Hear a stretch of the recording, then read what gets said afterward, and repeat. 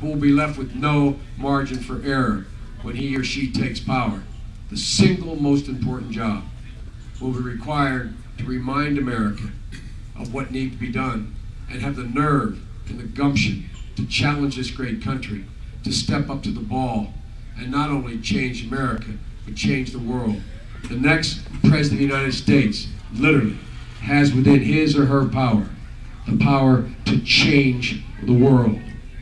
No president since Franklin Roosevelt will be given that much possibility.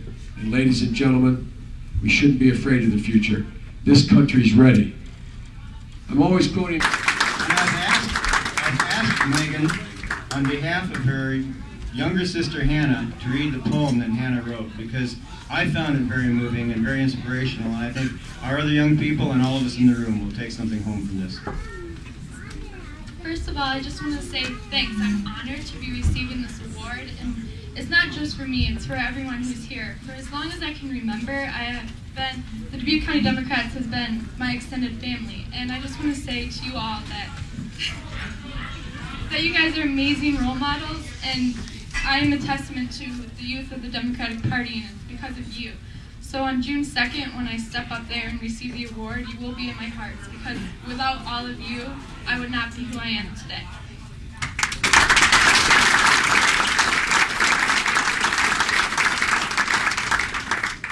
And now I'm going to read the poem by my sister Hannah. It's called I Am Not Normal. I am not your normal teen. I live my life for election time. I enjoy listening to long speeches. I love standing by a candidate and telling him my beliefs. I am known by most Democratic activists in Iowa. I am not your normal teen. I happen to be a part of the Oakham machine. I give my heart and soul to change this country. I stand up for my beliefs, and I won't back down. I am not your normal teen. I don't worship MTV. I worship the Kennedys. I am not your normal teen. I have argued with 6-year-old men. I have told them that my voice will be heard. I have told them that I may not be able to vote, but my voice does matter. I have told them that I am not your normal teen. I stand up when they step down. I am not your normal teen. I actually believe in my country's future.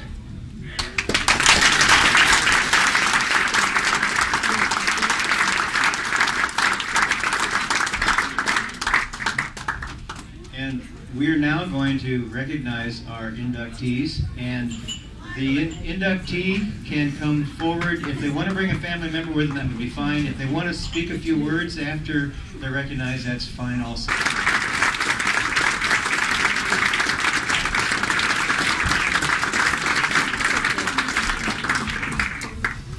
Our next honoree is Helen McClain.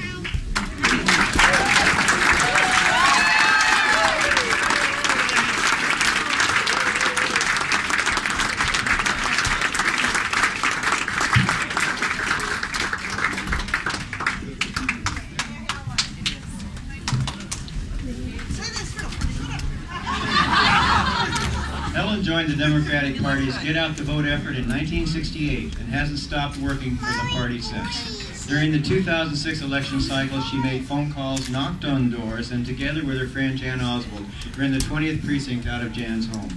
She continues to welcome campaign staffers in her home for months at a time and still prefers to go door knocking with the youngsters. Helen also was active on the Central Committee and along with Joanne Reynolds and Lloyd Hayes introduced the Century Club, which has become a long-standing successful fundraising effort. For Helen, Democratic politics has been a family experience. Her husband Francis and her brother Tom McClain became active in the party through UAW Local 94, and her children grew up with party politics being discussed around the kitchen table. We welcome Helen McClain into our county Hall of Fame.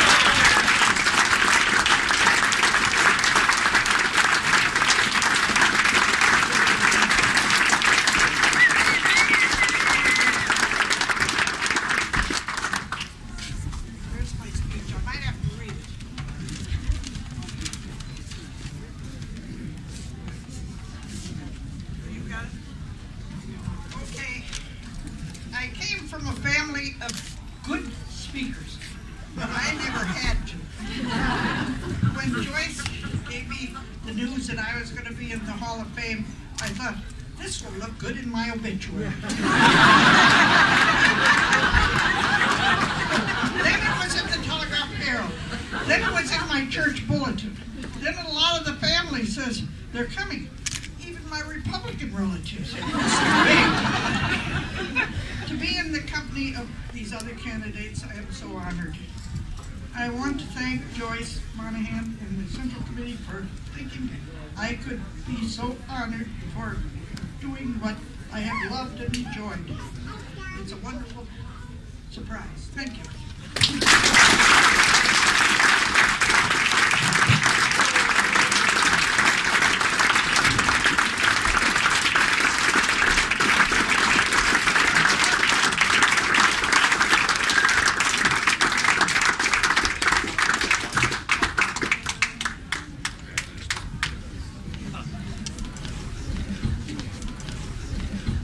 Our next inductee is Jerry Pregler.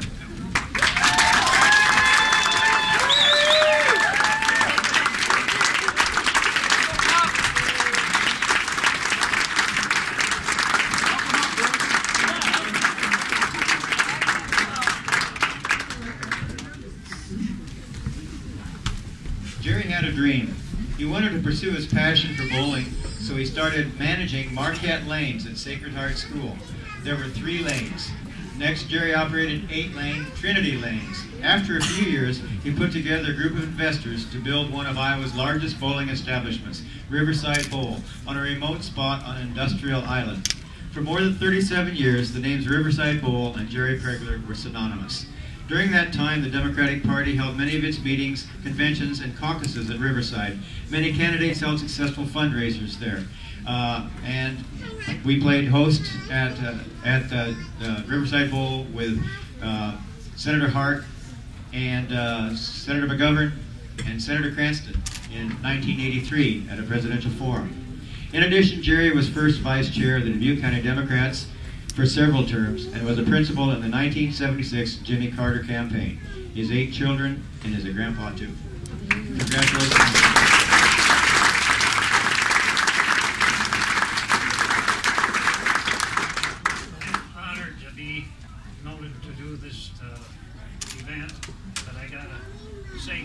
I'd like to see happen.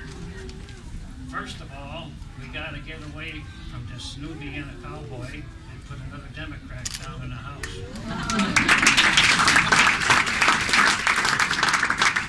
The second thing is, we've got almost all types of groups participating and becoming Democrats, and we got to go before the next election and get the small businessmen more involved. And I'm surely we'll win in Ohio.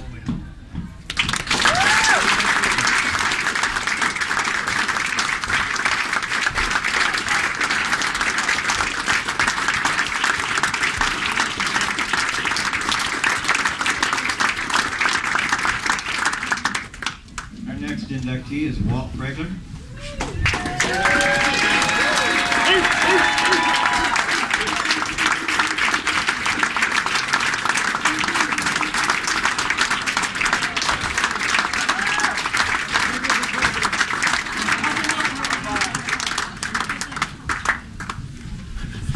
During the 1960 presidential campaign, Walt became active with the United Auto Workers and strongly supported John F. Kennedy. The political bug hit him hard, prompting him to run for office himself. He was elected to the Dubuque City Council in 1965 and served as mayor in 1966 and in 1969. During his 9 years in office, Walt led delegations to Washington, D.C. to secure funding for various projects such as the flood wall, sewage treatment plant, urban renewal, airport improvements, and highway and bridge construction. He also led the council in rezoning for Kennedy Mall. Walt joined the Dubuque County Democratic Central Committee in 1964 and served until 1974. In 1993, he was elected secretary of the committee, a position he still holds and carries out with gusto, and I might add, with great skill. Walt is married, has 7 sons, 13 grandchildren, and 2 great-grandsons. Congratulations.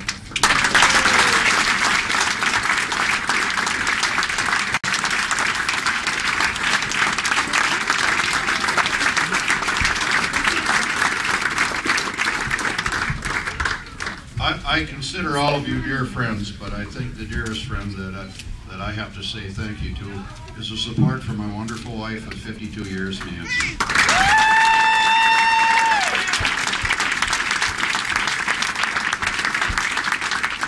And also, 5 of the 7 boys are here. The 2 that aren't here live on the East Coast.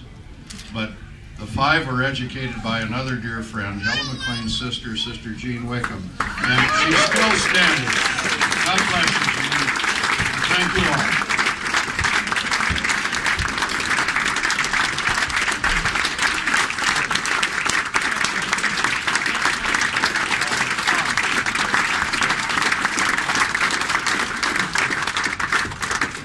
One reminder before our final inductee. When we conclude, would you please go back and check your bids and